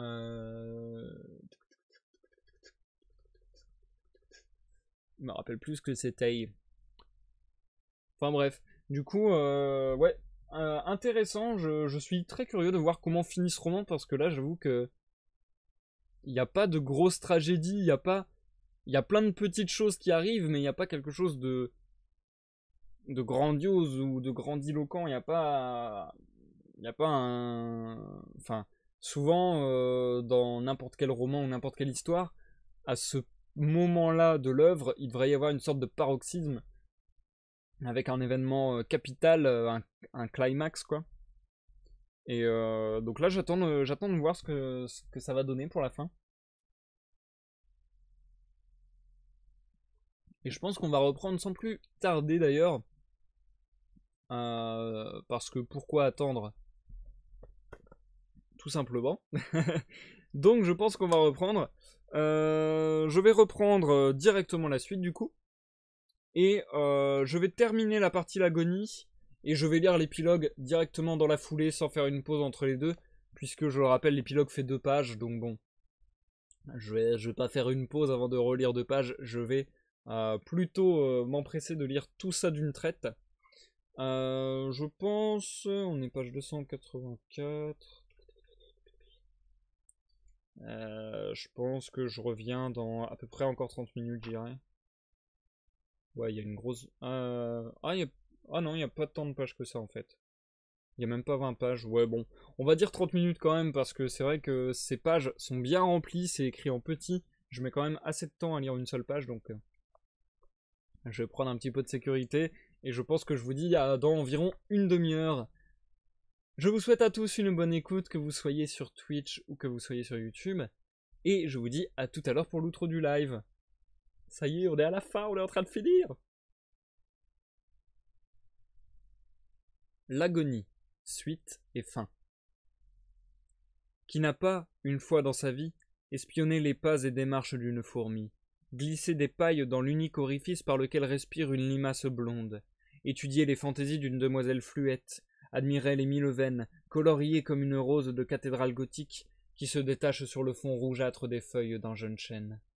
Qui n'a délicieusement regardé pendant longtemps l'effet de la pluie et du soleil sur un toit de tuiles brunes, ou contemplé les gouttes de la rosée, les pétales des fleurs, les découpures variées de leurs calices. Qui ne s'est plongé dans ses rêveries matérielles, indolentes et occupées, sans but et conduisant néanmoins à quelques pensées. Qui n'a pas enfin mené la vie de l'enfance, la vie paresseuse, la vie du sauvage, moins ses travaux. Ainsi vécut Raphaël pendant plusieurs jours, sans soin, sans désir, éprouvant un mieux sensible, un bien-être extraordinaire, qui calma ses inquiétudes, apaisa ses souffrances. Il gravissait les rochers, et allait s'asseoir sur un pic d'où ses yeux embrassaient quelques paysages d'immense étendue. Là, il restait des journées entières comme une plante au soleil, comme un lièvre au gîte. Ou bien se familiarisant avec des phénomènes de la végétation, avec les vicissitudes du ciel, il épiait le progrès de toutes les œuvres sur la terre, dans les eaux ou dans l'air. Il tenta de s'associer au mouvement intime de cette nature et de s'identifier assez complètement à sa passive obéissance pour tomber sous la loi despotique et conservatrice qui régit les existences instinctives. Il ne voulait plus être chargé de lui-même, semblable à ces criminels d'autrefois qui, poursuivis par la justice, étaient sauvés s'ils atteignaient l'ombre d'un autel. Il essayait de se glisser dans le sanctuaire de la vie. Il réussit à devenir partie intégrante de cette large et puissante fructification. Il avait épousé les intempéries de l'air, habité tous les creux des rochers, appris les mœurs et les habitudes de toutes les plantes, étudié le régime des eaux, leurs gisements, et fait connaissance avec les animaux. Enfin, il s'était si parfaitement uni à cette terre animée qu'il en avait en quelque sorte saisi l'âme et pénétré les secrets. Pour lui, les formes infinies de tous les règnes étaient les développements d'une même substance, les combinaisons d'un même mouvement, vaste respiration d'un être immense qui agissait, pensait, marchait, grandissait, et avec lequel il voulait grandir, marcher, penser, agir. Il avait fantastiquement mêlé sa vie à la vie de ce rocher, il s'y était implanté. Grâce à ce mystérieux illuminisme, convalescence factice, semblable à ces bienfaisants délires accordés par la nature comme autant de haltes dans la douleur, Valentin goûta les plaisirs d'une seconde enfance, durant les premiers moments de son séjour, au milieu de ce riant paysage. Il y allait dénichant des riens, entreprenant 1000 choses sans en achever aucune, oubliant le lendemain les projets de la veille, insouciant. Il fut heureux, il se crut sauvé. Un matin, il était resté par hasard au lit jusqu'à midi, plongé dans cette rêverie mêlée de veille et de sommeil, qui prête aux réalités les apparences de la fantaisie, et donne aux chimères le relief de l'existence. Quand tout à coup, sans avoir d'abord, s'il ne continuait pas un rêve, il entendit pour la première fois le bulletin de sa santé donné par son hôtesse Agénatas, venue comme chaque jour le lui demander. L'Auvergnate croyait sans doute Valentin encore endormi, et n'avait pas baissé le diapason de sa voix montagnarde. « Ça ne va pas mieux, ça ne va pas pis, disait-elle. Il a encore toussé pendant toute cette nuit à rendre l'âme. Il tousse, il crache, ce cher monsieur, que c'est une pitié. Je me demandons, moi et mon homme, où il prend la force de tousser comme ça. Ça fend le cœur. Quelle damnée maladie qu'il a. C'est qu'il n'est point bien du tout. J'avons toujours peur de le trouver crevé dans son lit un matin. Il est vraiment pâle comme un Jésus de cire. Dame, je le vois quand il se lève, et ben, son pauvre corps est maigre comme un sang de clou.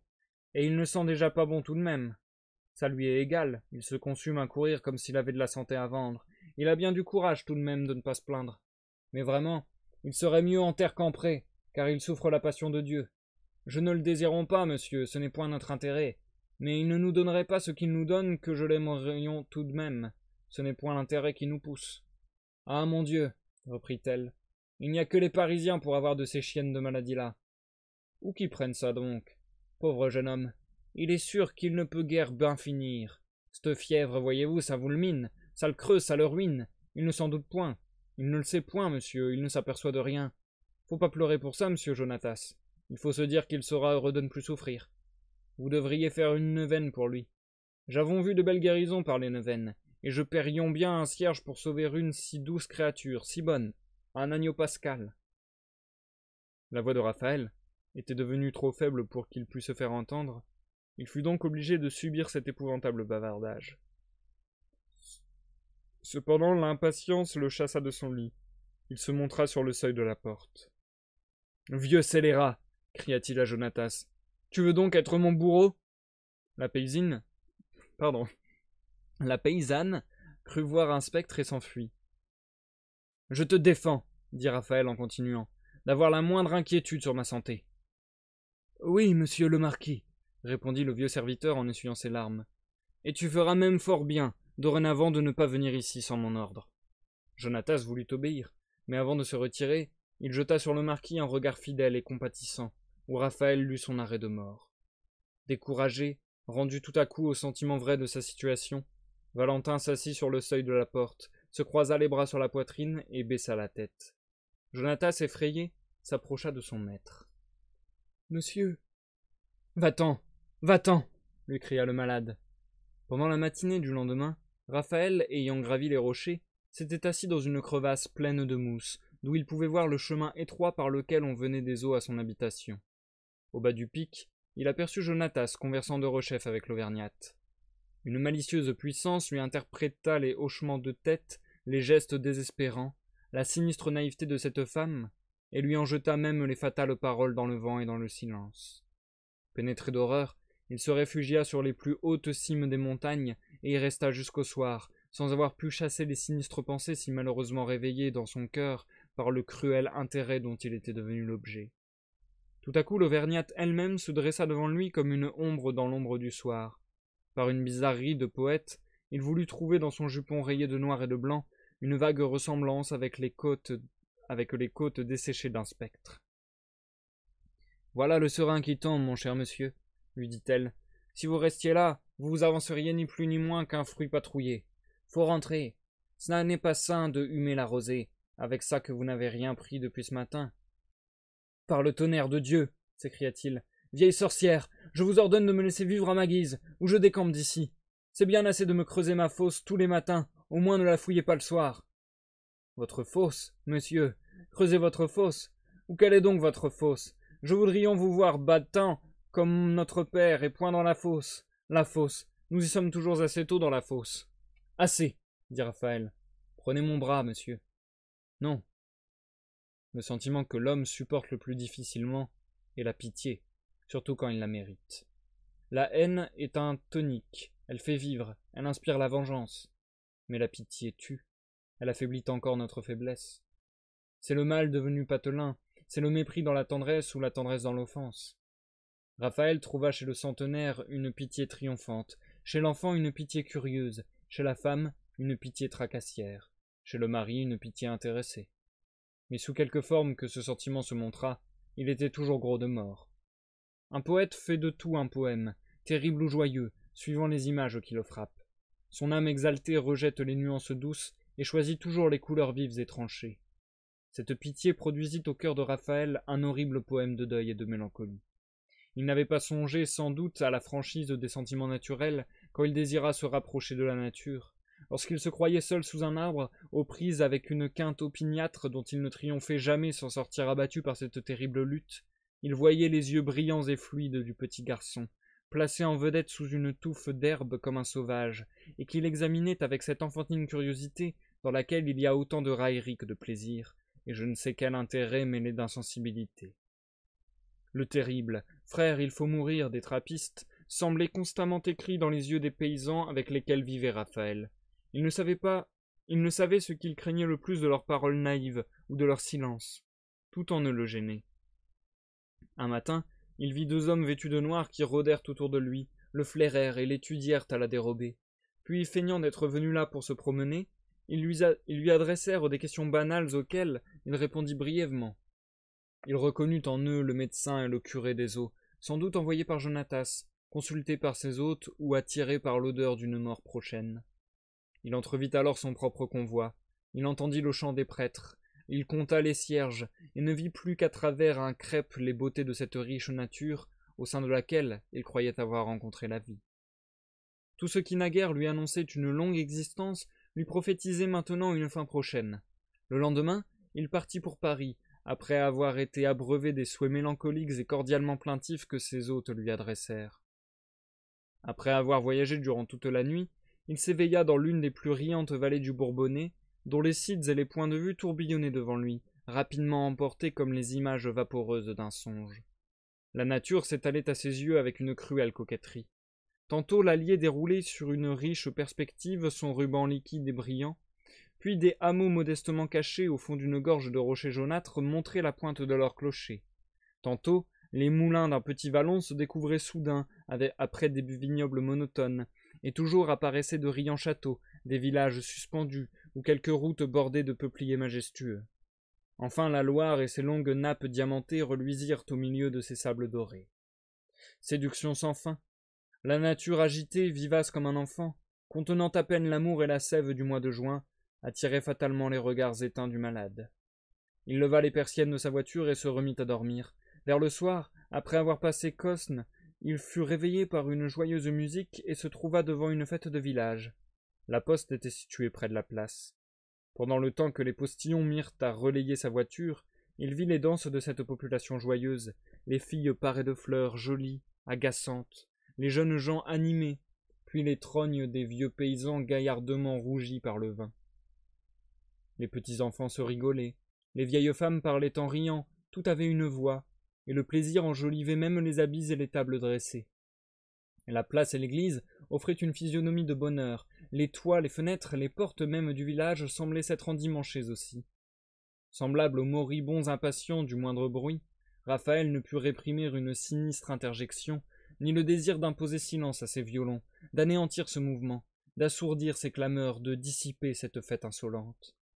Il monta tout chagrin dans sa voiture. Quand il regarda sur la place, il vit la joie effarouchée, les paysannes en fuite et les bancs déserts. Sur l'échafaud de l'orchestre, un ménétrier aveugle continuait à jouer sur sa clarinette une ronde criarde. Cette musique sans danseur, ce vieillard solitaire au profil grimaud, en haillons, les cheveux épars, et caché dans l'ombre d'un tilleul, était comme une image fantastique du souhait de Raphaël. Il tombait à torrents une de ces fortes pluies, que les nuages électriques du mois de juin versent brusquement, et qui finissent de même. C'était chose si naturelle que Raphaël, après avoir regardé dans le ciel quelques nuages blanchâtres emportés par un grain de vent, ne songea pas à regarder sa peau de chagrin. Il se remit dans le coin de sa voiture, qui bientôt roula sur la route. Le lendemain, il se trouva chez lui, dans sa chambre, au coin de sa cheminée. Il s'était fait allumer un grand feu, il avait froid. Jonatas lui apporta des lettres, elles étaient toutes de Pauline. Il ouvrit la première sans empressement, et la déplia comme si c'eût été le papier grisâtre d'une sommation sans frais, envoyée par le percepteur. Il lut la première phrase. « Parti, mais c'est une fuite, mon Raphaël. Comment? Personne ne peut me dire où tu es. Et si je ne le sais pas, qui donc le saurait ?» Sans vouloir en apprendre davantage, il prit froidement les lettres et les jeta dans le foyer, en regardant d'un œil terne et sans chaleur les jeux de la flamme qui tordaient le papier parfumé, le racornissaient, le retournaient, le morcelaient. Des fragments roulèrent sur les cendres en lui laissant voir des commencements de phrases, des mots, des pensées à demi brûlées, et qu'il se plut à saisir dans la flamme par un divertissement machinal. Assise à ta porte, attendu, caprice, j'obéis, des rivales. Moi, non. Ta Pauline. M. Plus de Pauline, donc? Si tu avais voulu me quitter, tu ne m'aurais pas abandonné. Amour éternel. Mourir. Ces mots lui donnèrent une sorte de remords. Il saisit les pincettes et sauva des flammes un dernier lambeau de lettres. J'ai murmuré, disait Pauline, mais je ne me suis pas plainte, Raphaël. En me laissant loin de toi, tu as sans doute voulu me dérober le poids de quelque chagrin. Un jour, tu me tueras peut-être, mais tu es trop bon pour me faire souffrir. Eh bien, ne pars plus ainsi. Va, je puis affronter les plus grands supplices, mais près de toi. Le chagrin que tu m'imposerais ne serait plus un chagrin. J'ai dans le cœur encore bien plus d'amour que je ne t'en ai montré. Je puis tout supporter, hors de pleurer loin de toi, et de ne pas savoir ce que tu... Raphaël posa sur la cheminée ce débris de lettres noircies par le feu. Il le rejeta tout à coup dans le foyer. Ce papier était une image trop vive de son amour et de sa fatale vie. « Va chercher monsieur Bianchon, dit-il à Jonatas. Horace vint et trouva Raphaël au lit. Mon ami, peux-tu me composer une boisson légèrement opiacée qui m'entretienne dans une somnolence continuelle, sans que l'emploi constant de ce breuvage me fasse mal? Rien n'est plus aisé, répondit le jeune docteur, mais il faudra cependant rester debout quelques heures de la journée pour manger. Quelques heures, dit Raphaël en l'interrompant. Non, non, je ne veux être levé que durant 1 heure au plus. Quel est donc ton dessein?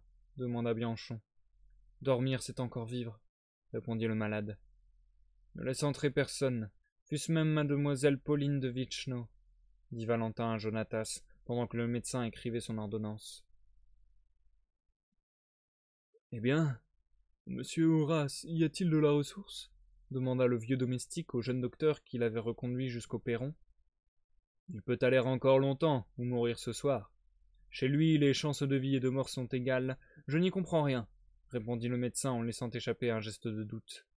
Il faut le distraire. Le distraire? Monsieur, vous ne le connaissez pas.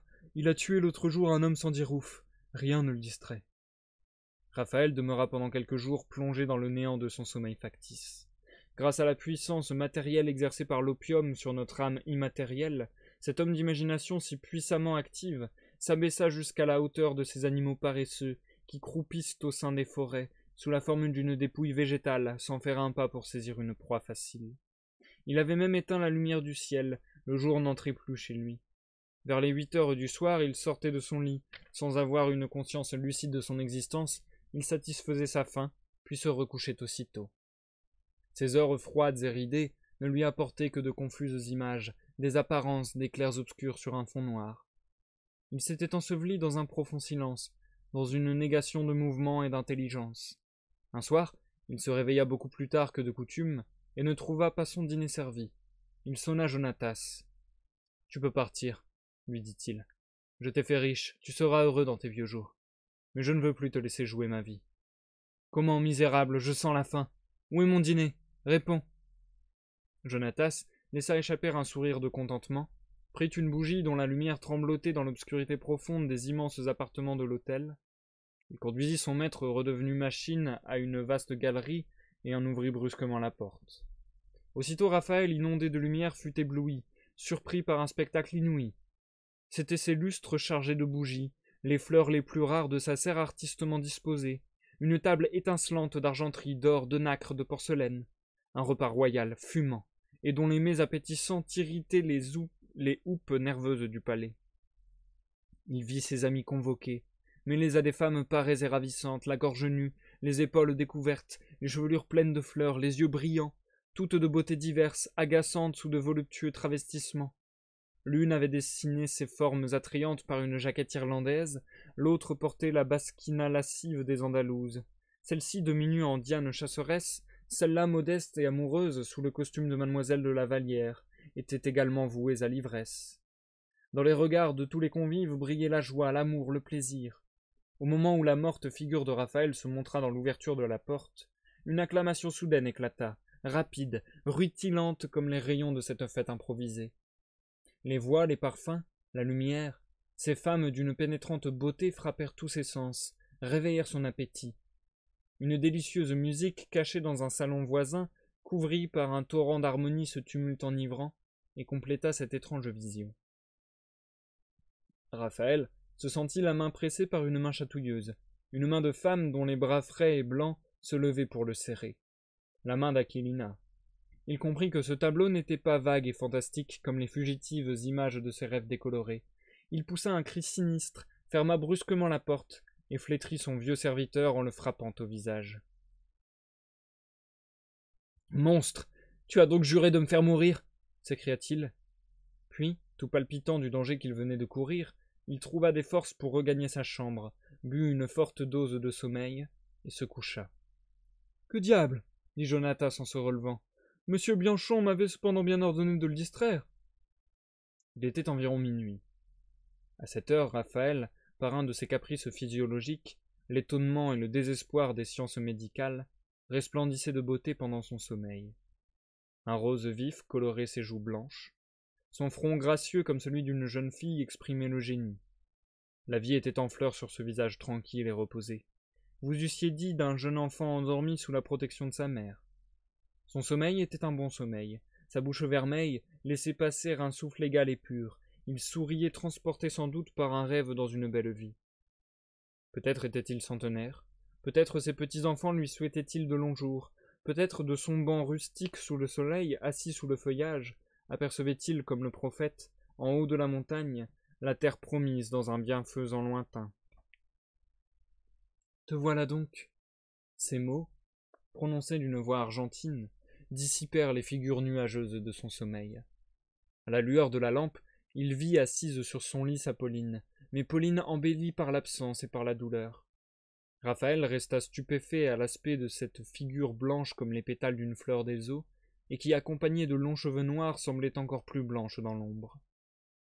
Des larmes avaient tracé leur route brillante sur ses joues, et y restaient suspendues, prêtes à tomber au moindre effort. Vêtue de blanc, la tête penchée et foulant à peine le lit, elle était là comme un ange descendu des cieux, comme une apparition qu'un souffle pouvait faire disparaître. « Ah, j'ai tout oublié !» s'écria-t-elle au moment où Raphaël ouvrit les yeux. « Je n'ai de voix que pour te dire je suis à toi. Oui, mon cœur est tout amour. Ah, jamais, ange de ma vie, tu n'as été si beau. Tes yeux foudroient, mais je devine tout va. Tu as été chercher la santé sans moi, tu me craignais. Eh bien... » « Fouille, laisse-moi, » répondit enfin Raphaël d'une voix sourde. « Mais va-t'en donc. Si tu restes là, je meurs. Veux-tu me voir mourir ?»« Mourir » répéta-t-elle. « Est-ce que tu peux mourir sans moi ? Mourir, mais tu es jeune. Mourir, mais je t'aime. Mourir, » ajouta-t-elle d'une voix profonde et gutturale en lui prenant les mains par un mouvement de folie. « Froide, dit-elle. Est-ce une illusion ?» Raphaël tira de dessous son chevet le lambeau de la peau de chagrin, fragile et petit comme la feuille d'une pervenche, et le lui montrant. « Pauline, belle image de ma belle vie, disons-nous adieu, dit-il. « Adieu » répéta-t-elle d'un air surpris. « Oui, ceci est un talisman qui accomplit mes désirs et représente ma vie. Vois ce qu'il m'en reste. Si tu me regardes encore, je vais mourir. » La jeune fille crut Valentin devenu fou. Elle prit le talisman et alla chercher la lampe. Éclairée par la lueur vacillante qui se projetait également sur Raphaël et sur le talisman, elle examina très attentivement et le visage de son amant et la dernière parcelle de la peau magique. En la voyant belle de terreur et d'amour, il ne fut plus maître de sa pensée. Les souvenirs des scènes caressantes et des joies délirantes de sa passion triomphèrent dans son âme depuis longtemps endormie et s'y réveillèrent comme un foyer mal éteint. « Pauline, viens, Pauline !» Un cri terrible sortit du gosier de la jeune fille. Ses yeux se dilatèrent, ses sourcils violemment tirés par une douleur inouïe s'écartèrent avec horreur. Elle lisait dans les yeux de Raphaël un de ses désirs furieux, jadis sa gloire à elle. Mais à mesure que grandissait ce désir, la peau, en se contractant, lui chatouillait la main. Sans réfléchir, elle s'enfuit dans le salon voisin dont elle ferma la porte. « Pauline, Pauline !» cria le moribond en courant après elle. « Je t'aime, je t'adore, je te veux, je te maudis si tu ne m'ouvres. Je veux mourir à toi !» Par une force singulière, dernier éclat de la vie, il jeta la porte à terre et vit sa maîtresse à demi nue se roulant sur un canapé. Pauline avait vainement tenté de se déchirer le sein, et pour se donner une prompte mort, elle cherchait à s'étrangler avec son châle. « Si je meurs, il vivra, disait-elle en tâchant vainement de serrer le nœud.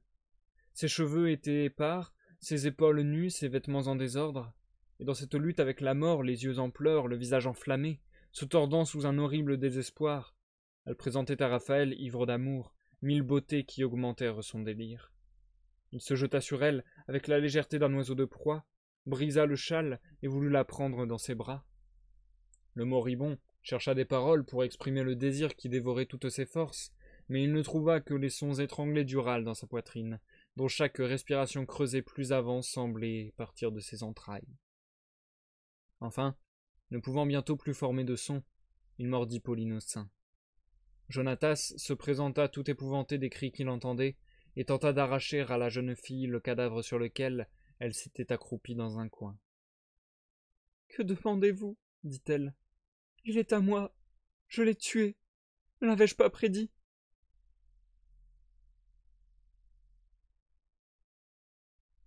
Épilogue. Et que devint Pauline? Ah, Pauline, bien. Êtes-vous quelquefois restée par une douce soirée d'hiver devant votre foyer domestique, voluptueusement livrée à des souvenirs d'amour ou de jeunesse, en contemplant les rayures produites par le feu sur un morceau de chêne? Ici, la combustion dessine les cases rouges d'un damier, là, elle miroite des velours. De petites flammes bleu court bondissent et jouent sur le fond ardent du brasier. Vient un peintre inconnu qui se sert de cette flamme. Par un artifice unique, il trace au sein de ces flamboyantes teintes violettes, ou empourprées, une figure surnaturelle et d'une délicatesse inouïe, phénomène fugitif que le hasard ne recommencera jamais. C'est une femme aux cheveux emportés par le vent, et dont le profil respire une passion délicieuse, du feu dans le feu. Elle sourit, elle expire, vous ne la reverrez plus. Adieu, fleur de la flamme, adieu, principe incomplet, inattendu, venu trop tôt ou trop tard, pour être quelque beau diamant.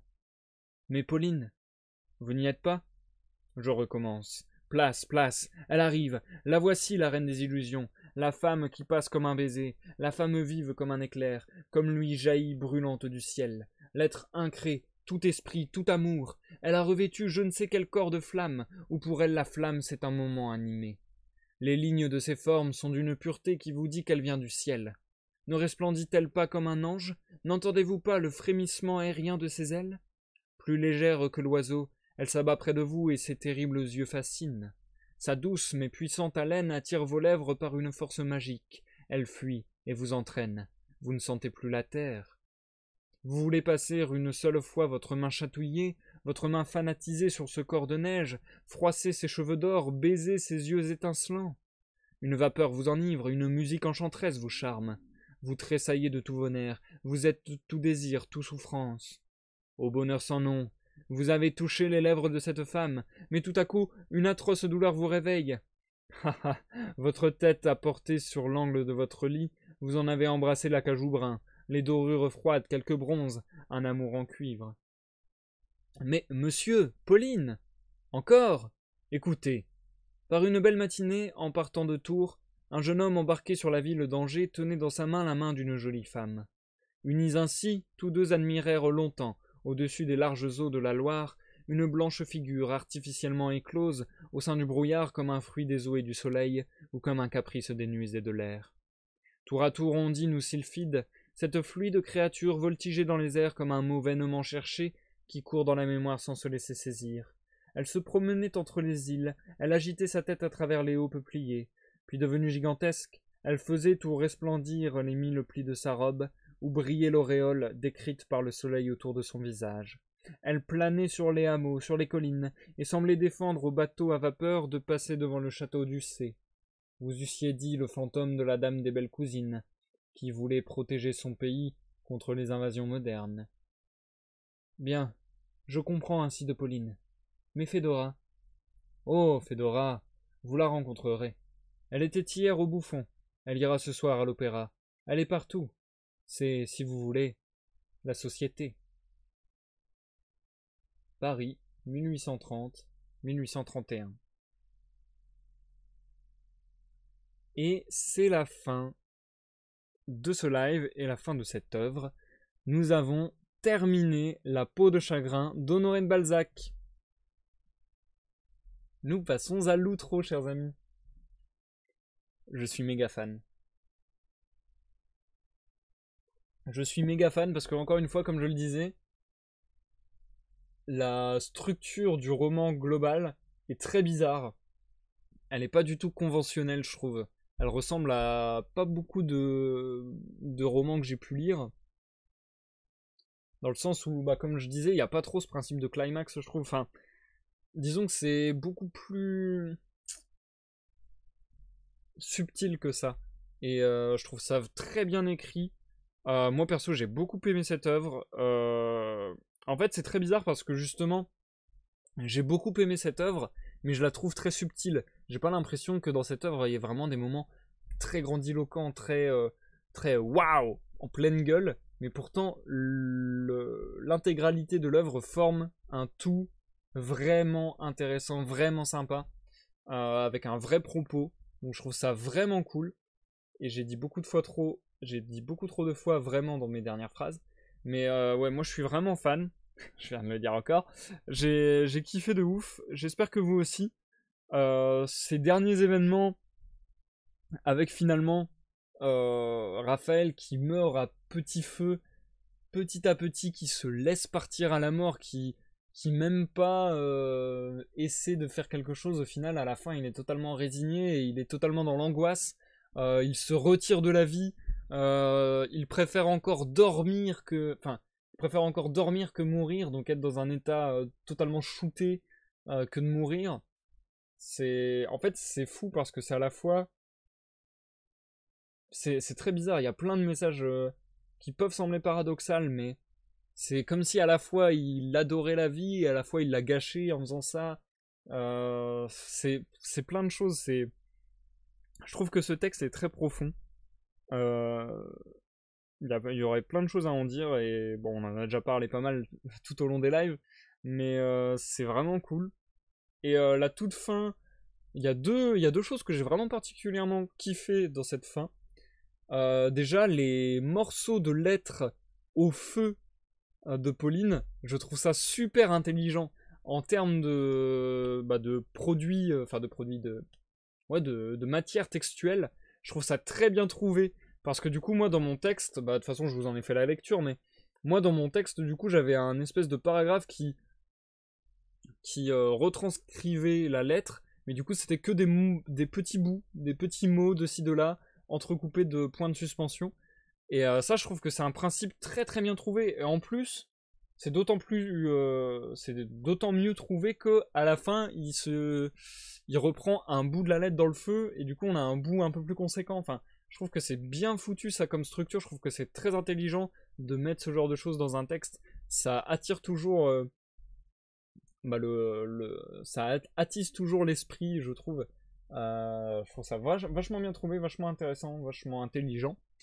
Et sinon, la deuxième chose que j'ai grave kiffé, c'est du coup, bah, Pauline qui revient et qui, folle d'amour, est prête à se suicider pour empêcher que sa vie ne fasse mourir Raphaël. Donc, c'est quand même grave, c'est quand même fort. En plus, on sait toujours pas si elle est amoureuse de Raphaël à ce point à cause d'un vœu de la peau de chagrin. Donc c'est quand même très particulier. Euh, et du coup, voilà, la deuxième chose que j'ai vraiment kiffé dans cette fin, c'est du coup, après cela, après du coup la mort de Raphaël dans les bras de Pauline, et Pauline qui est un peu en mode c'est de ma faute, quelque part, ce qui est assez tragique, c'est l'épilogue que je trouve vachement bien écrite. Attendez, on dit un épilogue, vachement bien écrit. Et ouais, j'adore comment est écrit l'épilogue. Ça fait penser à des choses très modernes. Ça fait penser à la voix off d'un film qui dirait ah, et vous voulez savoir ce qui est arrivé à machin, nanana. Enfin, et du coup, je trouve ça très intéressant de faire un épilogue comme ça de deux phrases, enfin de deux pages, pardon, avec un dialogue entre deux personnages. Un qui demande bah alors, qu'est-ce qui s'est passé? Et l'autre qui lui répond bah il s'est passé ça, nanana. Et à chaque fois, ce mécanisme de il part dans du lyricisme et l'autre lui dit non mais qu'est-ce qui s'est passé? Genre je comprends pas ce que tu dis. Je trouve ça très bien trouvé encore une fois comme mécanique, comme mécanisme d'écriture. Je trouve ça encore très intelligent. Et la toute dernière phrase, je la trouve sublimissime. La toute dernière phrase avec Oh Fedora, vous la rencontrerez, elle était hier au Bouffon, elle ira ce soir à l'opéra, elle est partout, c'est si vous voulez, la société.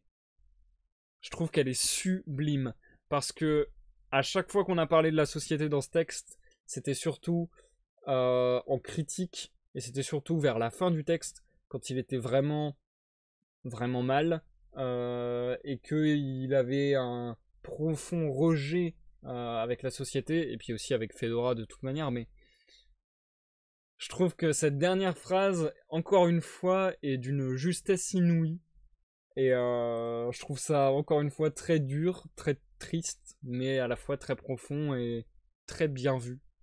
Donc ouais, franchement, c'est une petite lecture sympa, mais en fait c'est ça qui est bizarre, c'est ce que je dis, c'est très subtil. Je trouve qu'il n'y a pas de moment fou, mais c'était vraiment sympa. Et mince, j'avais autre chose à dire par rapport à ça, ça me faisait penser à quelque chose et j'ai zappé. Attendez, je suis en train de réfléchir si je trouve.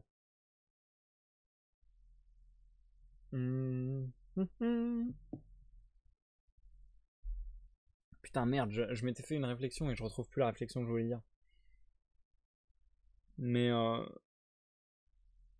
merde. Mais je trouve ça très cool justement ce délire de qu'il n'y ait pas besoin de grandiloquent. Je crois que c'est quelque chose que j'aime beaucoup ça. Quelque chose que j'aime beaucoup en général dans les textes. Par exemple Le vieil homme et la mer d'Ernest Hemingway. Je crois que je dis pas de conneries, hein, mais je suis même quasi sûr que je dis pas de conneries, mais je sais pas, j'ai un bug. Enfin bon, bref, c'est un livre que j'ai vraiment surkiffé et où il se passe rien entre guillemets. Et enfin ouais, je trouve ça vraiment fort. Parce qu'en fait, même quand il se passe rien, il y a des choses à dire et il y a des choses à raconter. Il se passe jamais rien. Et ouais, je trouve ça très très fort. Moi perso, j'ai beaucoup aimé. En plus, stylistiquement, je veux pas dire que il est révolutionnaire. C'est sûr que ça reste un classique entre guillemets, Balzac stylistiquement parlant. Mais malgré tout, il y a quand même des bons trucs quoi. Il y a vraiment un bon mélange entre narration pure, description, interjection de quelques débats philosophiques, etc. De quelques considérations morales, enfin, et en même temps, la manière dont est agencée l'histoire, comme je le disais, je la trouve structurée de manière très originale. Ouais, perso, moi j'aime beaucoup. Et purement stylistiquement, en termes d'écriture, entre guillemets, je trouve que Balzac s'adapte très bien. Genre, je serais pas à vous redire exactement, mais par exemple, quand on était au moment de la nature, il y a un moment où euh, il éludait quelques mots, et du coup les phrases avaient un aspect un peu plus flottant, un peu plus vaporeux, et je trouve que ça allait bien justement avec ce retour à la nature où il va se poser, entre guillemets, vu que les phrases, même dans la manière dont elles sont écrites et dont elles sont dites du coup, sont beaucoup plus ouais, flottantes, et bah ça posait une ambiance pour la nature, enfin je trouve que stylistiquement il y a plein de petits c'est pas astuces ou voici plein de petites astuces qui fonctionnent très bien de ci de là. Et souvent en une phrase, il arrive très facilement à donner le ton pour tout un paragraphe. Je trouve ça vraiment pas dégueu, vraiment pas dégueu. Je suis très content d'avoir relu La peau de chagrin avec vous. Je l'avais déjà lu au collège, mais j'avoue, je me rappelais de rien, quasiment, à part le principe premier, quoi. Et j'ai trouvé ça vraiment bien. Voilà, c'est de ça dont je voulais parler tout à l'heure d'ailleurs. Et c'est marrant d'ailleurs parce que la peau de chagrin, donc le principe même de la peau de chagrin, cet objet fantastique qui est un peu le lieu commun du pacte avec le diable ou du génie qui exauce un vœu, bah, en général, justement, vu que c'est un pacte avec le diable, vu que c'est un génie qui exauce un vœu, vu que c'est du fantastique, vu que c'est de la magie, en général, ça a des effets bouleversants et grandiloquents. Et du coup, là, le fait que la peau de chagrin ait été très peu utilisée, en tout cas, elle a peut-être été utilisée davantage, mais dans le texte, on nous a jamais dit que ça avait été utilisé pour des choses dinguissimes. Alors certes, il y a eu le mal premier de se rendre riche, mais sinon, on a, enfin, je trouve en tout cas que en proportion au timing du bouquin, etc., on n'a pas l'impression qu'il lance tant de vœux que ça et tant de choses folles. Et en plus, bah, c'est ce que je disais, il n'est pas du tout entré dans un délire de j'ai un grand pouvoir, j'en profite. Au contraire, dès sa première utilisation, direct il balise et direct il dit ok, c'est un stop, ça va être un poids pour ma vie, c'est une clé de Damoclès de ouf, faut que je fasse très attention.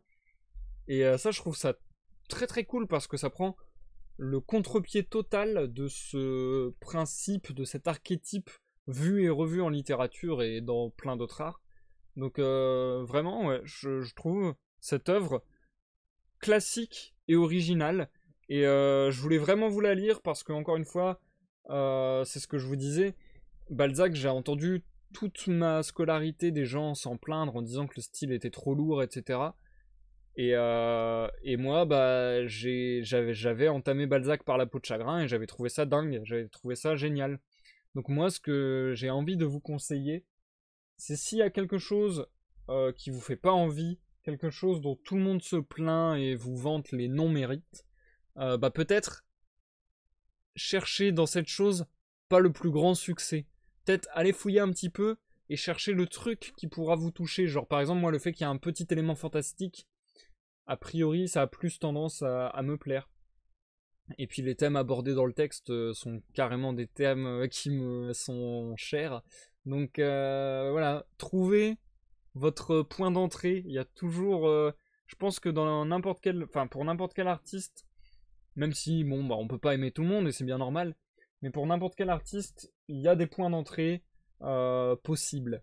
Voilà, voilà. C'est un peu le message que je voulais faire passer entre guillemets avec cette lecture de Balzac. Cette fois-ci, nous en avons terminé des lives avec la peau de chagrin.